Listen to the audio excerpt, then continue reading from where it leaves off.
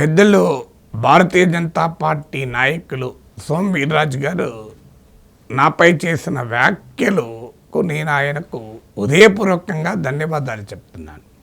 ఇదేదో సర్కాస్టిక్గా చెప్తున్నారు అనుకోకండి, నేను మనస్ఫూర్తిగా చెప్తున్నాను.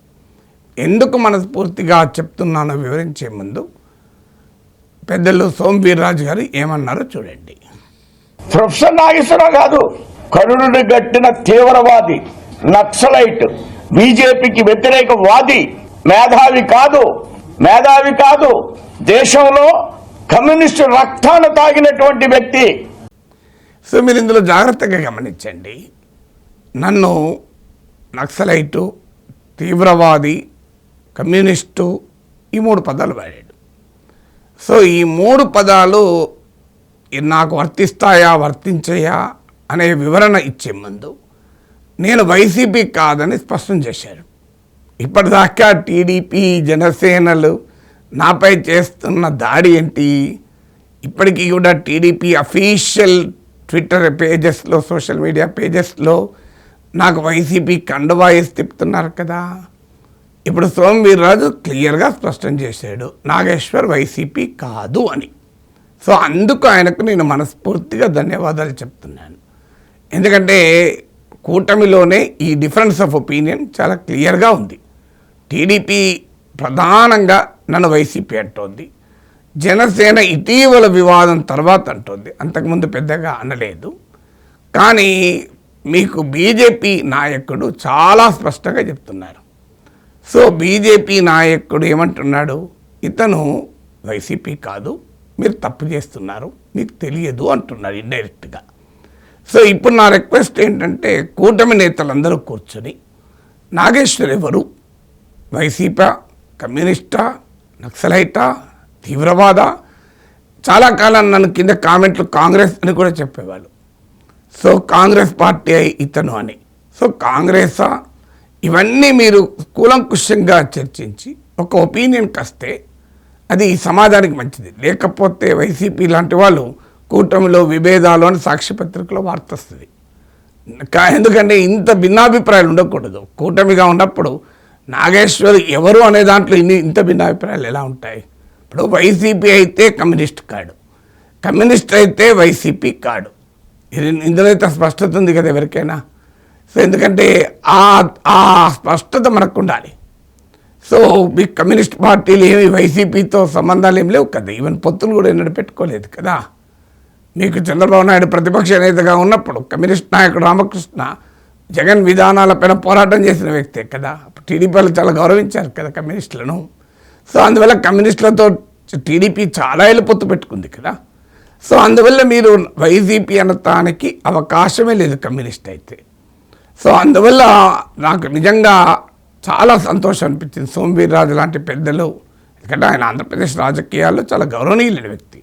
మీరు అనుకోవచ్చు, సార్ మీరు ఇలా మాట్లాడాడు కానీ గౌరవనీయులు అంటున్నారు. కాదు, నేను ఆ వీడియోలు రెగ్యులర్గా చూస్తే పాత వీడియోలో అనేక సార్లు చెప్పాను. నేను ఇది కొత్త కాదు.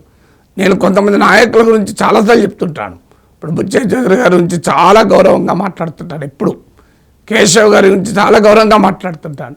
మిగతా వాళ్ళ పట్ల నాకు గౌరవం లేదని కాదు, నాకు పర్సనల్ పరిచయం లేదు. బుచ్చయ్య చౌదరి గారు నాకు పర్సనల్గా పరిచయం, కేశవ్ గారు నాకు పర్సనల్గా పరిచయం. నేను వాళ్ళ గురించి చాలా గౌరవంగా చెప్తూ ఉంటాను. అలాగే సోమ్ వీర్రాజు గురించి కూడా నేను చాలా గౌరవంగా చెప్పాను. సోమ్ వీర్రాజు గారి గురించి ఎందుకంటే నాకు తెలుసు అనపర్తి నుంచి వాస్తవంగా ఆయన బీజేపీ అభ్యర్థి కావాలి. కానీ బీజేపీ అభ్యర్థిగా ఆయనకు ఆఫర్ చేస్తే స్వతహాగా స్వచ్ఛందంగా తాను అభ్యర్థిత్వాన్ని తిరస్కరించారు. ఎందుకు?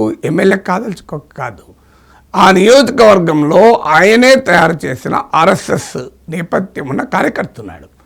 ఆయన రాజకీయ అవకాశాలను దెబ్బతీయకూడదని ఒక సదుద్దేశంతో తనకొచ్చే అవకాశాన్ని కూడా త్యాగం చేసి ఇవాళ సోమ్ వీర్రాజు లాంటి సీనియర్ నాయకుడు ఇలా ఉన్నాడు. లేకపోతే ఏమై ఉండేది, అనపర్తి నుంచి చాలా ఈజీగా గెలిచేవారు. తర్వాత ఏం జరిగిందో మీకు తెలుసు. అప్పటిదాకా టీడీపీ నాయకుడిగా ఉన్న అతను బీజేపీలో చేరి పార్టీ అభ్యర్థి అయ్యారు కదా. ఇది మనకు తెలియదా? నాకన్నా అక్కడ ప్రాంత వాళ్ళకి ఇంకెక్కువ తెలుసు కదా. అంటే ఒకవేళ సోమ్ వీర్రాజు ఆ త్యాగమే చేసి ఉండకపోతే ఆయన ఇవాళ ఎమ్మెల్యే కాదు, మినిస్టర్ అయ్యేవారు కదా. సత్యకుమార్ గారి కన్నా సీనియర్ కదా, ఒకవేళ సత్యకుమార్ గారికి కూడా ఇవ్వాలనుకుంటే సోము వీర్రాజు గారికి కూడా ఇచ్చేవాళ్ళే కదా, ఇద్దరికి ఇచ్చేవాళ్ళు కదా, ఏమి ఇవ్వకూడదని లేదు కదా ఇద్దరికి.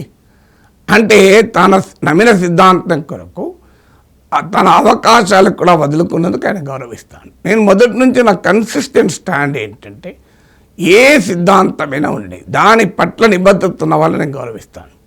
ఎప్పుడూ చెప్తున్నాను, ఇవాళ కాదు, రామ్ మాధవ్ గారిని కానీ, జేపీ నడ్డా గారికి కానీ, కిషన్ రెడ్డి గారిని, రామచంద్రరావు గారిని, డాక్టర్ లక్ష్మణ్ గారిని, ప్రకాష్ రెడ్డి గారిని, ఇలా చాలామంది పేర్లు చెప్పుకుని నేను మెచ్చుకుంటూ ఉంటాను. సత్యకుమార్ గారిని, ఎందుకంటే సత్యకుమార్ గారు కూడా నాకు తెలిసినంత వరకు ఆయన బీజేపీ ఐడియాలజికల్ కమిట్మెంట్ ఉన్న వ్యక్తి. సో ఇలా ఐడియాలజికల్ మాధవ్ గారిని, సో వీళ్ళందరినీ కూడా నేను గౌరవిస్తాను. ఎందుకు? They have an ideological commitment. ఇవాళ రాజకీయాల్లో అది అరుదైన అంశంగా మారిపోయింది కదా, రోజుకో సిద్ధాంతం, రోజుకో కలర్ మారుస్తున్న రోజులు ఇవి కదా. సో ఇప్పుడు సోము వీర్రాజు ఒక ఆర్ఎస్ఎస్ కార్యకర్తగా పనిచేసిన రోజుల్లో బీజేపీ ఈ స్థితిలో ఉంటుందని అనుకున్నారా? ఆయన ఏ పార్టీలో చేరినా ఎప్పుడో మంత్రి అయ్యేవాడు కదా. సో ఆయన గురించి నాకు ఎలాంటి చెడభిప్రాయం లేదు, నేను ఏదో కావాలని అనలేదు. అందుకే ఆయన ఇవాళ నాకు పెద్ద అండగా వచ్చారు. సో ఇప్పుడు టీడీపీ జనసేన నాయకులు ఇప్పటికైనా మీ పార్టీ మీ కూటమిలో భాగస్వామ్య పక్షం పెద్దలు సోము వీర్రాజు అయినా క్లారిటీ ఇచ్చారు కదా నేను వైసీపీ కాదని. ఇక ఆ ట్రోలింగ్ ఆపండి. ఆ వైసీపీ కండువా కప్పినది ఆపేసి నాకు ఎర్ర జెండా నాకు ఎర్ర కండువా వేసి నాకు పెట్టండి, నేను అభ్యంతరం చెప్పను. నేను ఐ నెవర్ ఫీల్ బ్యాడ్. ఎందుకంటే ఈ దేశంలో కమ్యూనిస్టులు బలహీనపడచ్చు, తప్పులు చేయొచ్చు, కానీ దేశంలో రాజకీయాల్లో త్యాగం నేర్పింది కమ్యూనిస్టులు కదా, కాదని ఎవరైనా అడగలరా? దేశంలో నిరాడంబరత్వానికి మీకు నిదర్శనం కదా మాణిక్ సర్కార్ లాంటి నాయకులు, మీకు నుపేన్ చక్రవర్తి లాంటి నాయకులు, వీళ్ళందరూ జీవితంలో 5 రూపాయలు కూడా సంపాదించకుండా త్యాగాలు చేశారు కదా, కాదని ఎవరైనా అడగలరా కమ్యూనిస్ట్ నాయకులు? పుచ్చలపల్లి సుందరయ్య గారికి నేనే కాలు మొక్కానన్నాడు సోము వీర్రాజు. ఎందుకు మొక్కుతాడు? కరడు కట్టిన ఆర్ఎస్ఎస్ వాది కమ్యూనిస్ట్ అగ్రనేత కాళ్ళు ఎందుకు మొక్కుతారు? ఆయనకున్న గొప్పతనమే కదా. అందువల్ల కమ్యూనిస్ట్ అంటే నేనేం బాధపడాల్సింది ఏమీ లేదు, సంతోషపడతాను. అఫ్కోర్స్ కమ్యూనిస్టులతో కూడా నేను డిఫరెంట్ అంశాలు ఉండొచ్చు, బట్ ఐ డోంట్ ఫీల్. ఎందుకంటే ఈ దేశంలో భూ సమస్య, ఆకలి, అసమానతలు, పేదరికము, నిరుద్యోగము, కష్టజీవుల శ్రమకు విలువ, ఇలాంటి పెట్టుబడి చేసే దుర్మార్గం, వీటిని రాజకీయంలో క్రోనీ క్యాపిటల్ లాంటి అంశాలు ఇవాళ చర్చకున్నాయంటే అది కమ్యూనిస్టుల చలవే, కాదని ఎవరైనా అనగలరా? సో మీకు భగత్ సింగ్ సహచరులు అజయ్ ఘోష్, శివవర్మ, సుభాష్ చంద్రబోస్ సహచరిని, మీకు కెప్టెన్ లక్ష్మీ సైగల్ లాంటి మహనీయులు కమ్యూనిస్ట్ పార్టీలో పనిచేశారు. సో అందువల్ల like I have no objection. Somu Veerraju గారికి నిజంగా ధన్యవాదాలు నేను కమ్యూనిస్ట్ అన్నందుకు.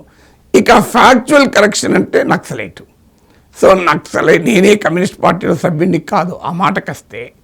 అందువల్ల నేను కమ్యూనిస్ట్ పార్టీలను కూడా కొన్ని అంశాల్లో ప్రశ్నించిన సందర్భాలు చాలా ఉన్నాయి. కానీ ఇక అలాగే మీకు నక్సలైట్, నేను ఎప్పుడూ నక్సలైట్లతో సంబంధాలు ఉన్నవానికి కాదు. మరి ఆయనకి ఎవరు చెప్పారో నాకు తెలియదు. ఆయన నేనేమి ఉపసంహరించుకోమని కూడా అన్నాను. ఇట్ ఈజ్ రైట్ కదా. అప్పుడు ఆయన తప్పైతే ప్రజలే ఆయన తప్పని అంటారు, కానీ అంత పెద్ద ఆయనకు అలాంటి చెడ్డ పేరు రాకూడదని నేను క్లారిటీ ఇస్తున్నాను. So otherwise what is wrong in it అనుకోని ఏముంది. సో నేను ఇప్పుడు నక్సల్ బ్యాక్గ్రౌండ్ ఉన్నటువంటి వాళ్ళు ఇవాళ బీజేపీలో నాయకులుగా లేరా? ఈటల రాజేందర్ ఎవరు? పీడీఎస్ అగ్రనేత కదా, మాకన్నా సీనియర్ విద్యార్థి దశలో. ఆయన ఎవరు? ఆయన ఎర్ర జెండా కిందన పెరగలేదు, ఆయన నక్సలైట్ సంఘాలకు లేడా? ఇలా భారతీయ జనతా పార్టీ అగ్రనాయకుడు కదా తెలంగాణలో. అందువల్ల నేను నక్సలైట్ అంటున్నారు. నక్సలైట్లు కూడా చాలామంది ఇలా బీజేపీలో ఉన్నారు, పాత నక్సలైట్లు. సో అది మీకు చాలా పేర్లు కూడా చెప్పగలం, బాగుంటుంది. రాజేంద్ర గారి పేరంటే ఇప్పటికే చాలాసార్లు చర్చకు వచ్చింది కనుక అందరూ తెలుసు కనుక ఉదాహరించాను. ఇక మీకు తెలియంది, నాకు తెలిసిన మాజీ నక్సలైట్లు చాలామందికి బీజేపీలు ఉంటారు, వెతికితే కింద దిగి వస్తాయి వరకు చాలామంది, కాకపోతే కొంతమంది అయినా తప్పనిసరిగా ఉంటారు. ఇక మరి నేను నక్సలైట్ అన్నా ఓకే, అక్కడికి పోనీ ఏదో వారు దారి తప్పిన సిద్ధాంతమే కావచ్చు, కానీ ఒక సిద్ధాంతం ఉంది, తీవ్రవాది అట. ఈ తీవ్రవాదులకు అయితే సిద్ధాంతం ఉండదు, వాళ్ళు సమాజానికి కంటకులు. సో నేను ఏ తీవ్రవాద కార్యకలాపాలు చేశానో పెద్దల సోము వీర్రాజు గారు సమాజానికి వివరిస్తే మంచిది. ఎందుకంటే టెర్రరిస్ట్ నేను. సో ఇది ఎక్కడి పదం, టెర్రరిస్ట్ అనే పదం వాడితే దానివల్ల ఏమవుతుందంటే నార్మల్ టెర్రరిస్టులు తప్పించుకుపోతారు. సమాజంలో లక్షలాది మంది అభిమానించే నాగేశ్వర్నే టెర్రరిస్ట్ అంటే టెర్రరిజం పట్ల సమాజంలో గౌరవం పెరుగుతుంది. అది చాలా ప్రమాదకరం. దయచేసి సోమవీర్రాజు గారు గుర్తించాలి. ఎందుకంటే 2 సార్లు ఇండిపెండెంట్గా అన్ని పార్టీలు ఓడించి పట్టభద్రులను గెలిపించారు. 1 కోటి మంది నన్ను చూస్తారు ఎవ్రీ మంత్. దీనికి మరి టెర్రరిస్టులకు ఇంత పాపులారిటీ ఉంటుందా? అది కూడా బీజేపీ గడ్డపైన నేను గెలిచాను కదా. వి రామారావు లాంటి పెద్దలు, మిత్రులు రామచంద్రరావు లాంటి నిబద్ధత కలిగిన నాయకులను ఓడించి గెలిచాను కదా. అంటే టెర్రరిస్టుల చేతుల్లో వీళ్ళు ఓడిపోయారా? ఇంకొక విషయం కూడా చెప్తాను. టెర్రరిస్టుల ఇంటికి జేపీ నడ్డా గారు వస్తారా? మీరు వీడియోలో చూడండి. జేపీ నడ్డా గారు మా ఇంటికి వచ్చి నాతో మాట్లాడిన విజువల్ చూడండి మీరు. మరి జేపీ నడ్డా గారు నక్సలైట్ల ఇంట్లకు, టెర్రరిస్టుల ఇళ్లకు పోతారని సోమవీర్రాజు గారి కామెంట్ ఇండైరెక్ట్గా మీనింగ్ వస్తే అది చాలా నష్టం భారతీయ జనతా పార్టీకి. బహుశా మరి ఆయన ఏ ఉద్దేశంతో అన్నాడో తెలియదు, కానీ అది వాళ్ళ పార్టీకే నష్టం. నేను అభ్యంతరం చెప్పాను రాజకీయాల్లో ఎవరి అభిప్రాయం వారికి. అలాగే రామ్ మాధవ్ మా ఇంటికి వచ్చారు, బ్రేక్ఫాస్ట్ చేశాం, చాలాసేపు మాట్లాడుకున్నాం. ఇలాగే కూర్చొని ఫారిన్ పాలసీ పైన చర్చించుకున్నాం. అనేక విషయాల్లో డిఫర్ అయ్యాం, కొన్ని విషయాల్లో ఎగ్రీ అయ్యాం. ఈవెన్ ట్విట్టర్లో కూడా నన్ను చాలా గౌరవంగా మాట్లాడుతూ ఎవరో నన్ను తిడితే, if you are true science sevak you have to withdraw those comment, is a respected journalist అని ఇంటలెక్చువల్ అని కూడా మెచ్చుకున్నాడు. So that is how. చూడండి రామాధవ్ నాకు జరిగిన సంభాషణ వీడియో. మీతో మాట్లాడాలంటే చాలా తయారీతో రావాలి, అందుకే చాలా మంది మీ షోకి రావడానికి కూడా భయపడుతూ ఉండొచ్చు. ఇక ఈ వివాదంలో కూడా బీజేపీ మురళీధర్ ఏమన్నాడు ట్వీట్ చూడండి. బీజేపీ జాతీయ నాయకుడు కదీనా, మామూలు నాయకుడు కాదు కదా. ఈయనైతే నక్సలైట్ అనలేరు కదా వీర్రాజు గారు. ఎందుకంటే నక్సలైట్ల తుపాకీ గుళ్ళకు ఎదురొడ్డి ఉస్మానియా గడ్డ పైన తప్పించుకున్నటువంటి ఆర్ఎస్ఎస్ స్వయం సేవకుడు కదా ఆయన ఏమంటున్నాడు చూడండి. ఎక్కడ సోమవీర్రాజు తీవ్రవాది నాగేశ్వర్ నక్సలైట్ అనలే, ఇది widely respected distinguished political analyst అన్నాడు. అంటే నక్సలైట్లను బీజేపీ నాయకులు తీవ్రవాదుల్ని వైడ్లీ రెస్పెక్టెడ్ డిస్టింగ్విష్ అన్న పేర్లతో సంబోధిస్తారా? నాకు తెలియదు మరి. సో అందువల్ల ఇది నేను వీర్రాజు గారికే వదిలేస్తాను. ఎందుకంటే ఆయన పట్ల గౌరవం. పెద్దలు మనకు భారతీయ సంస్కృతి నేర్పింది, హైందవ సంస్కృతి నేర్పింది. పెద్దవాళ్ళని గౌరవించాలి. భిన్నమైన అభిప్రాయాల మధ్య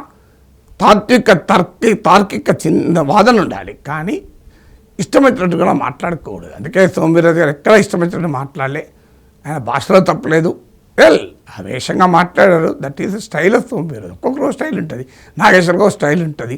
సోమవీర్రాజు గారు ఏది మాట్లాడినా అదే నిబద్ధతతో మాట్లాడతారు, మనందరికీ తెలుసు కదా. సో ఆయన ఊగిసలాట ఉన్న నాయకుడు కాదు, ఊసర వెళ్ళి నాయకుడు కాదు.